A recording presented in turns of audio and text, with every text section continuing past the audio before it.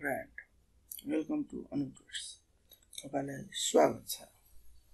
आज हामी कुरा गर्छौं टुल्सको बारेमा। यो हाम्रो नेक्स्ट भिडियो हो। यहाँ हामी ब्ल्याङ्क डकुमेन्ट खोलिसकेका छौं। अब किनभने तपाईहरुलाई वेब डिजाइनिङ सिकिरहनु भएको छ। अब हामी बिस्तारै अगाडि बढ्दै छौं अनि आजको टपिक हुन्छ हाम्रो टुल्सहरु। किनभने अब यहाँ मेनु तपाईहरु हेरिसक्नु होला। त्यो हाम्रो पछि काम लाग्छ हैन। त्यो पनि अब कहिलेकाहीँ अब धेरै काम लाग्ने भनेको टुल हुन्छ। टुल युज गरेर काम गर्छौं हामी हैन। तपाईहरुले नयाँ डकुमेन्ट बनाइसक्नु भयो होला। त्यसलाई सेभ कसरी गर्ने र कुन साइजमा सेभ गर्दा हामीलाई सजिलो हुन्छ। हामी वेबमा काम गर्छौं भने वेबको लागि सेभ गर्नुपर्छ। ओके। अनि आज हामी कुरा गर्छौं टुलको बारेमा। सबभन्दा पहिला नयाँ डकुमेन्ट बनाऊ, कन्ट्रोल एन थिचेर है साथै। डकुमेन्टको साइज आज म चेन्ज गर्न चाहन्छु है। म काम गर्छु वेबमै तर डकुमेन्टको साइज यो हाल्छु हैन। तपाई आफ्नो तरिकाले हाल्नुस् जुन हुन्छ। अब यहाँ डकुमेन्ट मैले ओपन भइसकेको छ हैन। अब सबभन्दा पहिला हामी कुरा गर्छौं जुम टुल। है जुम भन्दा पनि टेक्स्ट टुल कुरा गरौँ हैन। किनभने हामी टाइप गर्नुपर्छ। टेक्स्ट टुल भनेकै टाइप हो। अब मानौ फर्स्टमा हैन हाम्रो टेक्स्ट भयो हैन। अब यो टेक्स्टलाई हामी चेन्ज पनि गर्न सक्छौं। किनभने अब यहाँ यसको मैले पहिला नै भनेको थिए प्रोपर्टी हो। प्रोपर्टीमा हैन टेक्स्ट टुलको प्रोपर्टी हो यहाँ है। टेक्स्ट टुल भयो हैन। टेक्स्ट टुलमा अब हाम्रो कतिवटा छ यहाँ। टेक्स्ट टुलको भनेको टी हो हैन, सर्टकट की। अनि भर्टिकल हुन्छ, होरिजन्टल हुन्छ, भर्टिकल टाइप मार्क्स टुल हुन्छ।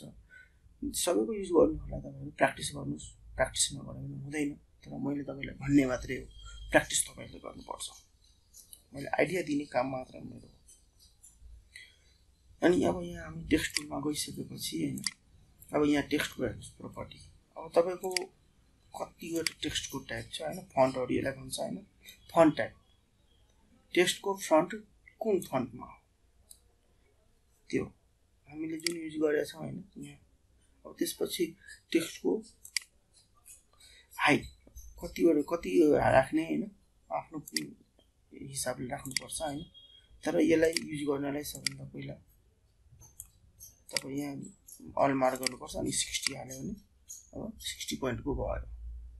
यहाँ अब तपाई सबभन्दा पहिला जुन पनि युज गर्दा तपाईले सिलेक्ट हुनुपर्छ हजुर हैन। जुन लेयर सिलेक्ट भयो भने त्यस लेयरको लागि मात्रै अप्लाई हुन्छ। शार्प, कर्सिभ, स्ट्रोक, स्मुथ जुन राख्ने हुन्छ। अब तपाईको यहाँ हेर्नुस् टेक्स्टलाई कहाँ राख्ने भनेर हुन्छ हैन। यहाँ होस् टेक्स्टको अब यो भनेको अब तपाई भर्टिकल राख्ने यसरी राख्ने हो कि अब यसरी राख्ने। तर म अहिले के राख्ने किनभने म तपाईहरुलाई टेक्स्ट टुल भनिरहेको छु। यो प्रोपर्टीहरु हुन्छ हैन। यहाँ गयो भने क्यान्सल हुन्छ। जति पनि हामी प्रोपर्टी युज गर्छौं त्यति यो म के भन्छ त्यसलाई लेयरमा हैन। यहाँ गयो भने क्लिक गर्ने भने सब अप्लाई हुन्छ। अप्लाई भयो टेक्स्ट टुल त्यति हो। अब हामी मुभ टुलको एक्सटेन्सन हुन्छ हैन। सर्टकट के हुन्छ भी। यहाँ क्लिक गर्यो भने मुभ आउँछ। हेर्नुस् अब मुभ टुल युज गर्यो भने हामी सिलेक्ट लेयर हाम्रो टेक्स्ट लेयर सिलेक्ट भएको छ हैन। यहाँ जहाँ पनि मुभ गर्न सक्छौं। यसलाई जहाँ पनि मुभ गर्न सक्छौं। मुभ टुलको काम यति हो। मुभ गर्ने। अनि हामी अब अर्को नेक्स्ट टुलमा कुरा गर्छौं zoom tool. Zoom tool control Z. Zoom टुलमा अब जुम इन गर्नु पर्यो भने यहाँ क्लिक गरेर ठ्याक्कै यहाँ क्लिक गरेर माउस क्लिक गर्यो भने जुम इन हुन्छ। जुम आउट गर्नु पर्यो भने यहाँ माइनसमा क्लिक गर्ने फेरि क्लिक गर्यो भने जुम आउट हुन्छ। ओके। यो हामी जुम टुल कुरा गरिरहेको छौं। जुम टुलको पनि प्रोपर्टी छ। Precise window fit, zoom all windows. अब यो स्क्रबी, जुम, एक्चुअल पिक्सलमा काम गर्यो भने हाम्रो एक्चुअल 100% मा हुन्छ। फिट एज स्क्रिनमा काम गर्यो भने तपाईको यो स्क्रिन फोटोशपको स्क्रिनमा फिट हुन्छ। फुल स्क्रिनमा काम गर्यो भने फुल स्क्रिन फोटोशपको हुन्छ। अब प्रिन्ट साइजमा हेर्यो भने प्रिन्ट साइज यस्तो हुन्छ। सबै कुरा हुन्छ। तर यसको पनि अब एउटा सर्टकट की छ म तपाईलाई भन्दिरहेको छु हैन। कन्ट्रोल प्लस कन्ट्रोल प्लस हाल्यो भने जुम हुन्छ, कन्ट्रोल माइनस हाल्यो भने जुम आउट हुन्छ। अनि जुम इन गर्नु पर्यो भने कन्ट्रोल प्लस हाल्नुपर्छ र कन्ट्रोल 0 हाल्यो भने एक्चुअल साइज हुन्छ। ओके साथी, अनि आजको हाम्रो यति टुल हामी तीनवटा पढ्यौँ हैन। अहिले हाम्रो एउटा पढ्यो मुभ टुल, मुभ सरी 2 नम्बरको टुल। ओके, अनि 3 नम्बरमा हामी पढ्यो जुम।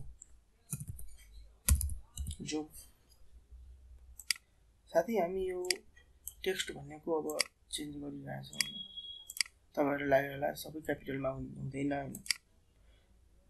त्यही भएर अब जुन टेक्स्ट युज गर्न मन लाग्छ त्यो टेक्स्ट युज गर्ने हामीहरु। तपाईको विचार, तपाईको टेक्स्ट हो, तपाईको फोटोसप हो, तपाई जे गर्न चाहनुहुन्छ त्यो गर्नुहोस्। ओके, आजको भिडियो हाम्रो यति हो। हामी अब अर्को नेक्स्ट भिडियोमा अझै यो टुलहरु, क्रप टुलको काम के हो, यहाँ सबै हाम्रो युज यो इरेजर टुलको काम के हो, पेन टुलको काम के हो सबै पढ्छौँ हैन। यहाँ हाम्रो त्यो हुन्छ रेक्टेंगल टुलको काम के हो सबै पढिरहेछौँ नेक्स्ट भिडियो। Thank you.